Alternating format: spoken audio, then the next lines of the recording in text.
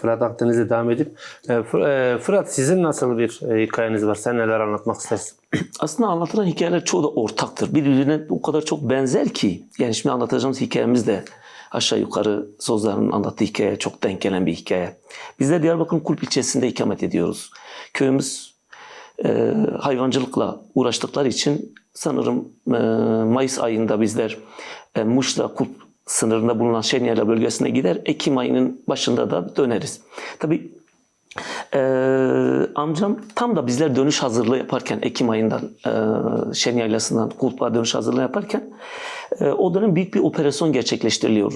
Kulp'la Muş arasına Andok dediğimiz bölge Murat Operasyonu sanırım operasyonun ismi de. Çünkü çok büyük bir operasyon, birçok bölgeyi kapsayan bir operasyon. Tam da dönüş hazırlığını yaparken General Yavuz Ertürk komutasına Bolu Tugay komutanlığına bağlı bir Tugay bu. Orada operasyon düzenlerken amcamın da içinde bulunduğu 11 kişi gözaltına alınıyor. Aslında amcam gözaltına alınırken bir şekilde babamı ararken aslında amcam gözaltına. Yani bir şekilde amcam babamın yerine vekaleten gözaltına alınıyor. Tabii gözaltına alındıktan sonra oradaki çevredeki köylülerden de gözaltına alınan kişiler oldu mu? Bunlar bir şekilde yaklaşık 8 gün boyunca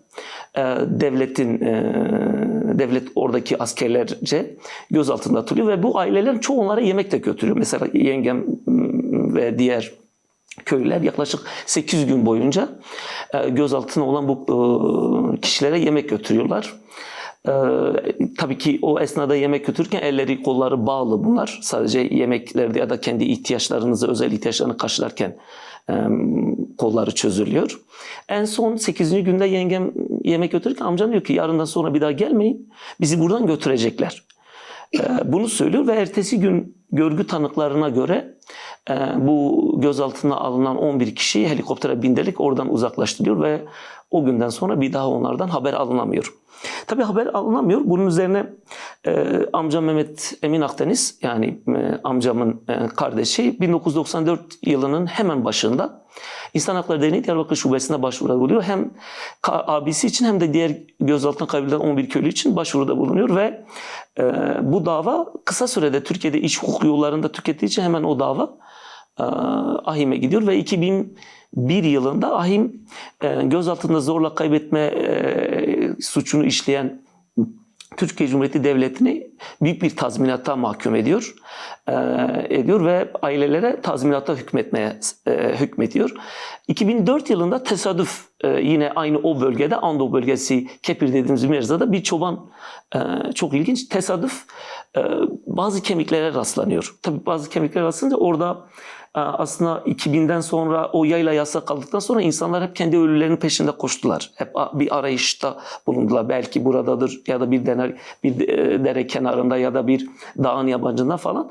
En son bu 2004 yılında bu çobanın bu kemikleri rastladıktan sonra hemen devlete haber verilmiyor başta. Çünkü devlet çok çabuk şekilde suç mahalline gelip o izleri sileceğinin daha geçmişteki o hafıza, o pratikleri olduğu için önce İnsan Hakları Derneği Şubesi'nin, Diyarbakır Şubesi'ne başvuruda buluyor ve Diyarbakır Şubesi, İnsan Hakları Derneği Şubesi ve oradaki kayıp yakınlar hemen o bölgeye gidip o alanı keşfediyor ve oradaki kemikleri rastlıyor ve o kemiklerle birlikte bazı elbiseler de var, bazı objeler de var o dönemki kayıpların üzerine kalan ve o insanlar kayıp yakınlar bazıları hemen o objelerden kayıpların kendilerine ait olduğunun bazılarının farkına varıyor. Ama ne şey ki bunların çoğu önce muhtemelen öldürdükten sonra yakılıyor. Çünkü hala o elbiselerde bir yanık izleri var. Belli ki yakılmış. Ve o kemiklerin çoğunda da kafatası yok.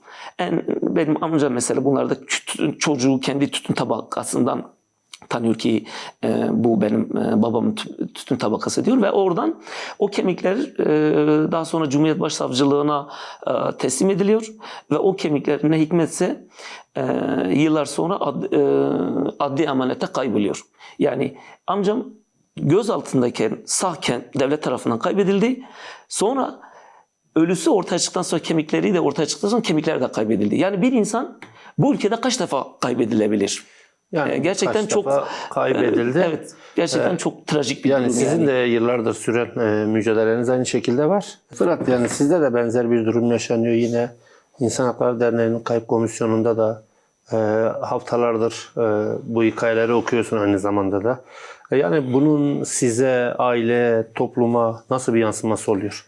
Yani şüphesiz ki insanın ölümle kurduğu bağ, ilişki sanıldığından çok daha derin, çok daha güçlü bir bağa sahiptir. Bu modern hayatta gelen bir bağ değil aslında. Ta yüzyıllardır, hatta bin yıllardır insanlar kendi ölüleriyle korkmuş derecede bir bağ kurmuşlar. Siz o bağı koparmaya çalıştığınız zaman o bağ bir noktadan sonra direniş alanına dönüşebiliyor. Tıpkı cumartesihanelerinin yıllarca karakol kapılarında, adliye koridorlarında kendi kayıplarının akıbetini ararken ve her seferinde devletin onlara söylediği o aslında kurduğu tek bir şey vardı. İnkar cümlesi.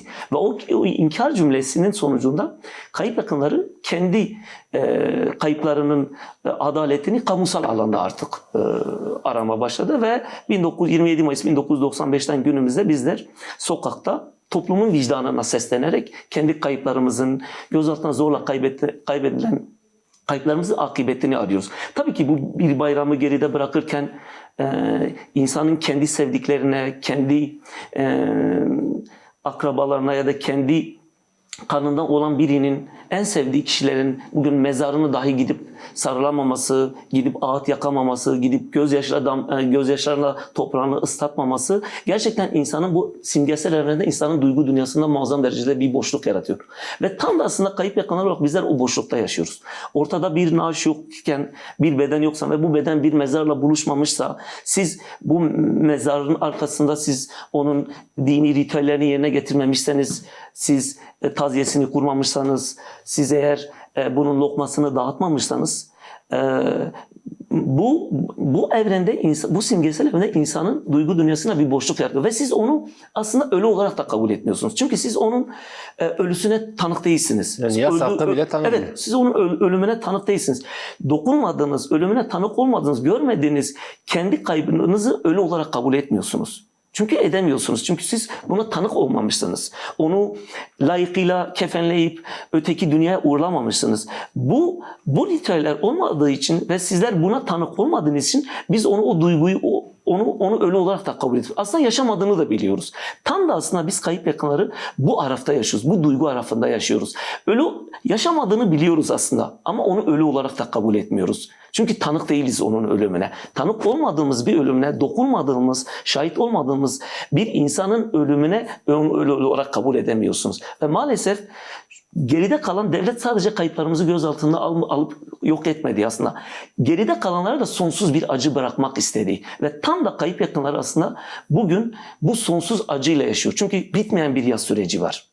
Tamamlanmayan bir yas süreci var. Ve tam da aslında devlet bilinçli olarak bir devlet politikası olarak gözaltında zorla kaybetme geride kalan ailelere acı bir travma bırakmak için bunu yaptı. Ve biz de yıllardır kendi kayıplarımızın akıbetini ortaya çıkartılması için bu mücadeleyi sürdürüyoruz. Ki bizim annelere bugün hayatta olmayan ve bu mücadelenin öncüsü olan ama bugün hayatta olmayan o annelere olan sözümüzdür. Son kaybımız bulunana kadar bu mücadelemizden vazgeçmeyeceğiz. Kendi kayıplarımızdan vazgeçmeyeceğiz.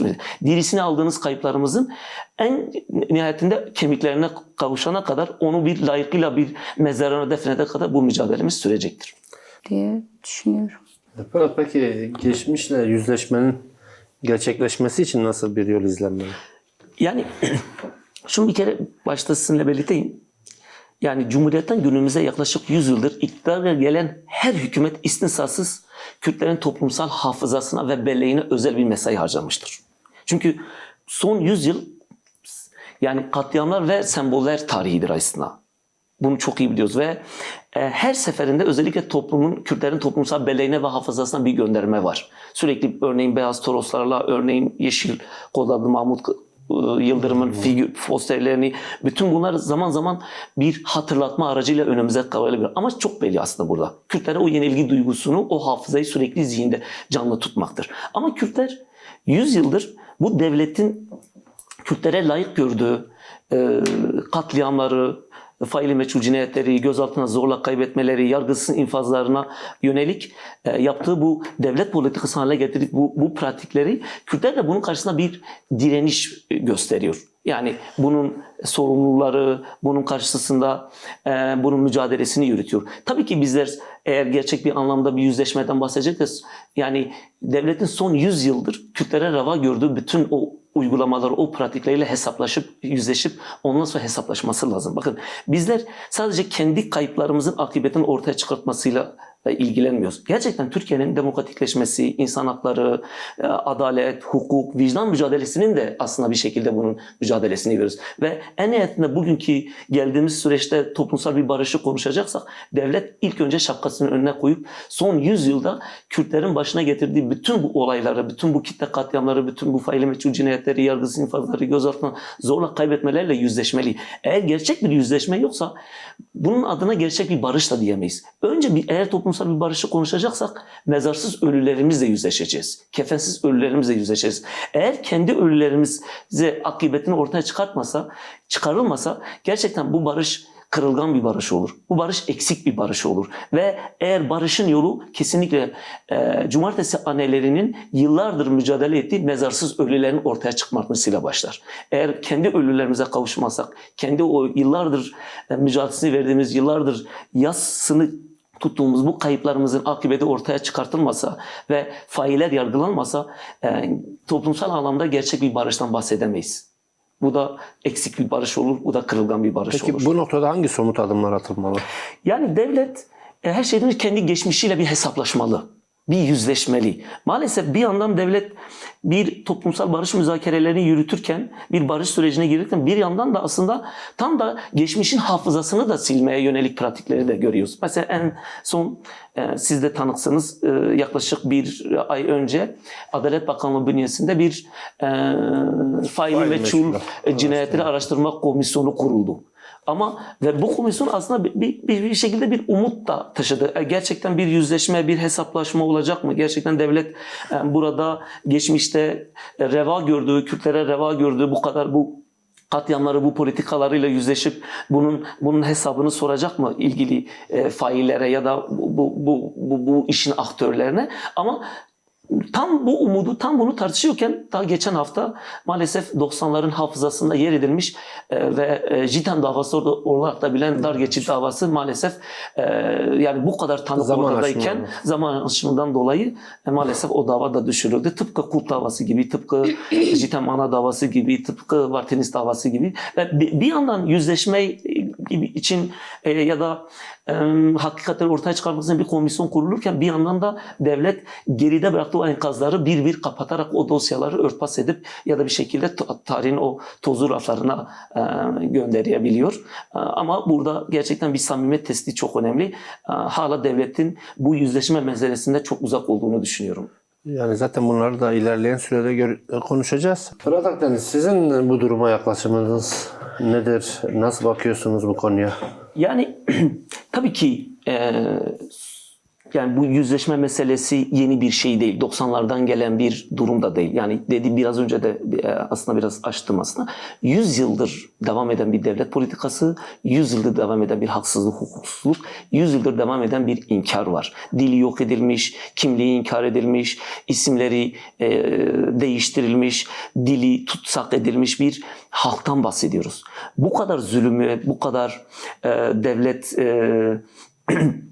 devletin adaletsizliğine maruz kalmış bu bir halkın bu kadar büyük bir enkazla devletin yüzleşmesi tabii ki öyle kolay olmayacaktır. Yani neden kolay olmayacaktır? Çünkü her iktidar kendi alanından sorumludur diye bir mantığı var. Mesela en son işte yaklaşık 20 yıldan fazladır iktidarda olan, 24 yıldır iktidarda olan bir hükümet var. Ve bunlar kendi döneminin dışındaki olaylar sanki kendi muhatabı değilmiş gibi, kendi sorumlusu değilmiş gibi böyle bir siyasi bir çerçeve çiziyor. Ama öyle değil. Yani biz şunu söylüyoruz. İnsanlığa karşı işlenmiş suçların zaman aşımına olamaz. Bu hangi dönemde yapılırsa yapsın 100 yıl önce bu topraklarda ilk önce Cumhuriyet tarihinin ilk gözaltında bedeni zorla kaybedilen Şeyh Said'den bugüne geliyoruz bizler.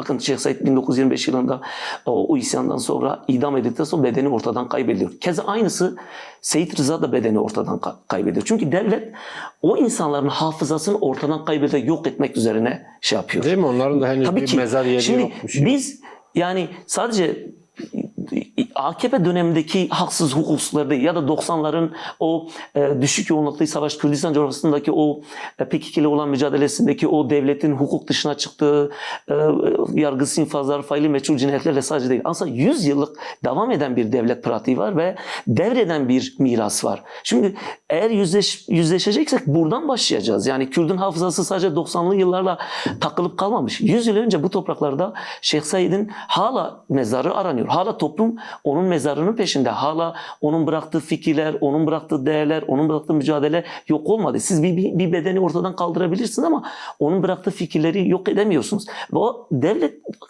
bizim toplumumuza, Kürdün hafızası, toplumsal hafızasında bu 100 yıllık trajedi var. Bu 100 yıllık inkar var. Bu 100 yıllık asimilasyon var. 100 yıllık kitle katliamları var. Tabii bütün bunlarla yüzleşmediği sürece, bütün bunlar bu suçları kabul edip gerçek anlamda bir yüzleşmediği sürece tabii ki barışmak çok zor olacak. Ya da barışın toplumsallaşması noktasında gerçekten çok çetin geçer ya da en nihayetinde ona ulaşmak biraz güçleşir. Yani devlet buna hazır mıdır ondan emin değilim. Fırat Akdeniz, peki sen genel olarak sürece nasıl bakıyorsun? Bu bir kayıp yakını olarak hem de İHA'de kayıp komisyonu üyesi olarak bu süreç sizin için ne anlam ifade ediyor? Yani şunu bir kere belirtmekte fayda var. Yani bir barış olmadan bizler gerçek anlamda bu kayıplarımızla ulaşmayacağımızı, kayıplarımızın akıbetini ortaya çıkartmayacağını çok iyi biliyoruz.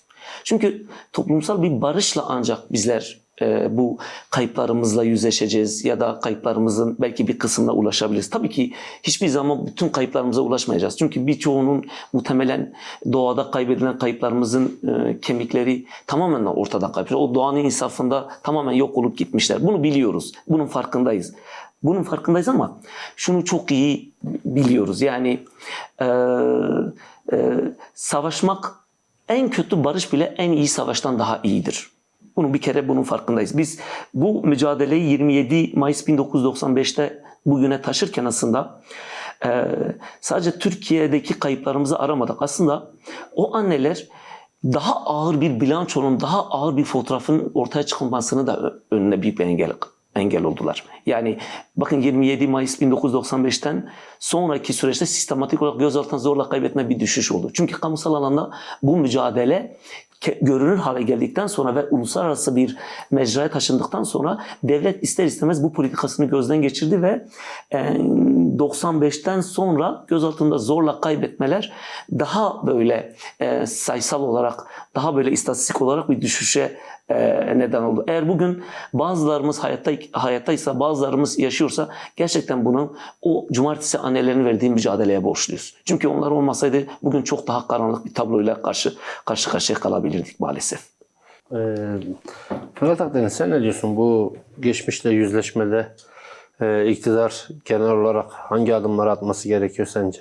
Bakın yani bu iktidarın tek başına bu meselenin altına girip kalkabilecek bir mesele de değil aslında. Yani bu belki hatırlarsanız yıllar önce Mehmet Ağar'ın bir tuğla meselesi vardı. O tuğlayı çekerseniz hepimiz altında kalabiliriz diye böyle bir metaforu vardı. Bu bir devletin gizli kanadından yapılmış bir durum değildi. Yani bir bu olay değildi. Yani bu bir organize bir şey değildi. Tam devletin aslında bütün mekanizmalarıyla birlikte topyekun olarak organize olduğu, motive olduğu ve kolektif olarak bu işi üstlendiği bir dönemden bahsediyoruz. Özellikle 90'lı yıllarda. Yani devlet bu işin bizzat faili ve öznesi. Şimdi bu işin öznesi ve faili olan bir devlet yani kendisiyle ne şekilde hesaplaşır, yüzleşir? Açıkçası bu çok büyük bir bizim açımızda çok büyük bir soru işareti. Yani bu tek başına bir iktidarın 100 yıllık ya da işte son 30 yıllık bu kadar devletin en tepesindeki kişilerin bu suça ortak olmuş, bizzat emir komuta zinciri içerisinde işlenmiş bu kadar ağır bir suçlarda nasıl altında kalır, nasıl bununla yüzleşir? Gerçekten o konuda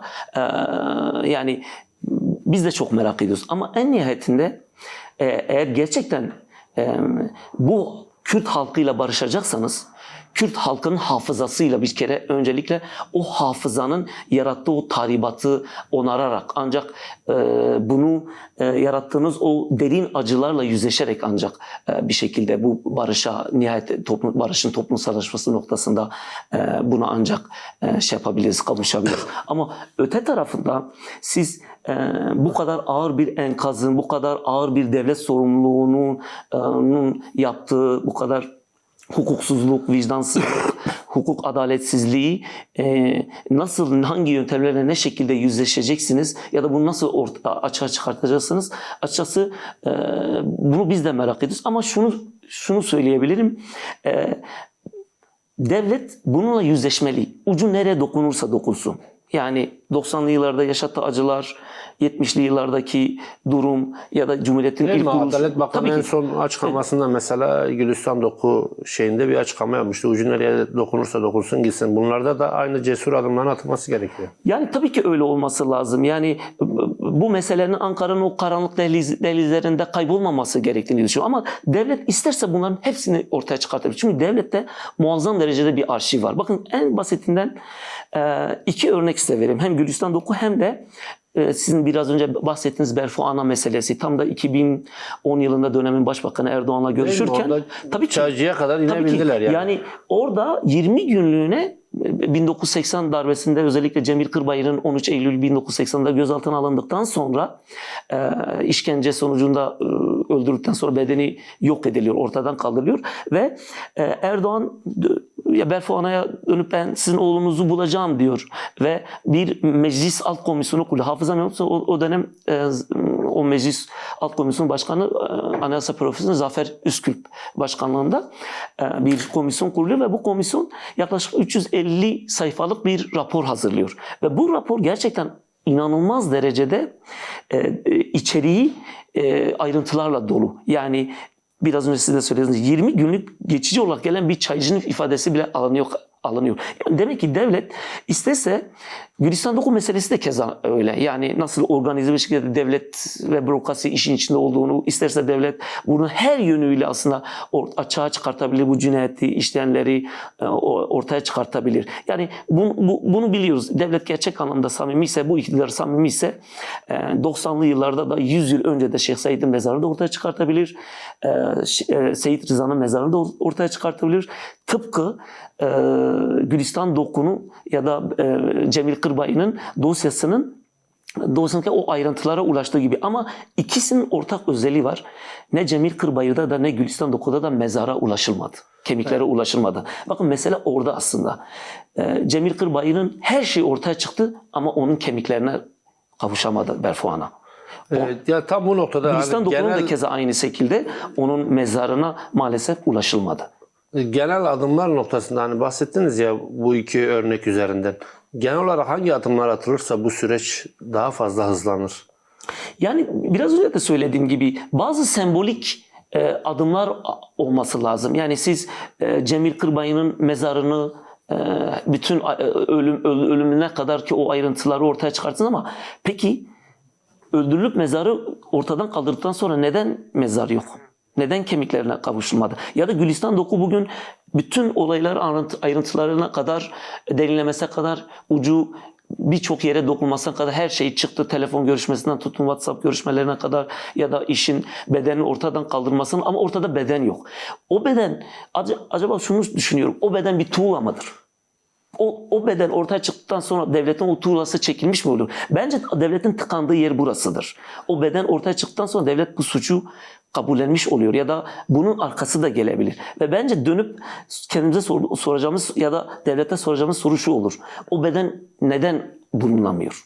Tıpkı Cemil Kırbayı'nın bedeninin bulunmadığı gibi. Fırat Akdeniz, yani adım atılmaması hangi problemleri beraberinde getiriyor sence? Bakın bu barış süreci ya da silahların susması, negatif barış dediğimiz bu dönem aslında yeni değil. Yani bundan 33 yıl önce 1993 yılında işte silahlar sustu, bir barış girişimi oldu. Sonra 99 sürecinden sonra tekrardan bir yaklaşık 5-6 yıllık bir silahsız bir silah çatışmasız bir süreç yaşandı. Sonra 2013-2015 süreci ve şimdi de 2024'dan günümüze bir barış deneyimi, barış girişimi oluyor. Ve aslında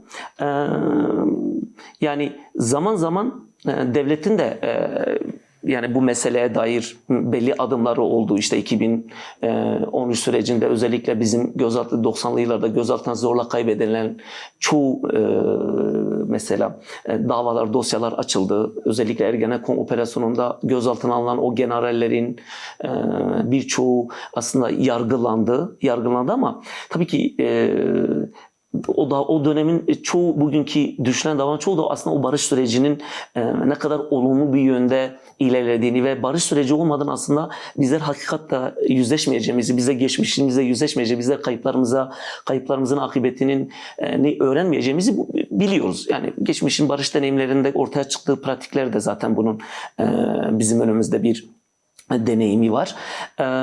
Bizimki o dönemde özellikle yargılanan Ergenekon'da yargılanan birçok komutan 90'lı yıllarda özellikle Kürdistan coğrafyasında bu gözaltına zorla kaybettiğinin birebir aktörü ve birebir emir vericileridir. General Yavuz Ertürk'ten tutun, Atilla Uğur'dan, Musa Çitil'den tutun, Cemal Temizöz'e, Levent Ersöz'e kadar bütün bunlar aslında o barış sürecinde yargılandılar. Kimisi Ergenekon'dan dolayı cezaevine girdi, kimisi yıllarca yargılandı ama barış süreci bittikten sonra bu davalar da aslında düşmeye başladı ya da bir yeterli ve ikna edici delil bulunmadığını ya da zaman aşımına uğratarak bu davalar düştü ve bunlar da aklandı. Bu sorumlu olan aktörler de aklandılar ama tabii ki barış sürecinin yaratacağı, bizler açısından yaratacağı her şeyden önce bu kayıplarımızın akıbetini ortaya çıkartması için olmazsa olmazdır. Yani biz şunu çok iyi biliyoruz. Barış olmadan bizler kendi kayıplarımızın akıbetine uğrayamayacağız. Barış olmadan birlikte bir arada yaşama şansımız, umudumuz da sürekli zayıf kalır. Bakın biz Kürtler bu toprakların en kadim haklarından birisidir. Kimsenin diline, kültürüne, kimsenin kimliğine dair bir baskısı olmamıştır, bir inkarı olmamıştır. Bu toprakların, Anadolu ve Mezopotamya topraklarının en kadim haklarından birisidir. Ve bizler bugün kendi dilimizi, kendi kültürümüzü, kendi kimliğimizi insanca adil bir şekilde yaşamak istiyoruz. 21. yüzyılın 2026'sında bu talep insanlık içinde bir ayıptır aslında. Bu taleplerin karşılanması ayıptır aslında. Fırat, yavaş yavaş programın sonuna da geliyoruz. Son cümlelerini de alayım senin. Yani şunu söyleyebilirim. Toplumsal bir barış olmadan, yüzleşme olmadan bizler gerçek anlamda birlikte bir arada yaşama şansımıza kavuşmayacağız. Ve 30 yıldan fazla süredir, neredeyse çeyrek asır zamanı bile geride bıraktık. 30 yıldır kendi kayıplarımızın akıbetini arıyoruz. Bir toplumsal bir barış sağlansa bile dahi bizler kendi kayıplarımızın akıbetine ulaşmayana kadar, son kaybımız ortaya çıkartmayana kadar bu mücadelemiz sürecektir. Ve adalet ve hakikat mücadelemiz her daim bir şekilde burada hem Galatasaray'da hem Diyarbakır Koşu Yolu'nda hem Hakkari'de hem Urfa'da hem İzmir'de kesintisiz bir şekilde devam edecektir son kaybımız bulana kadar.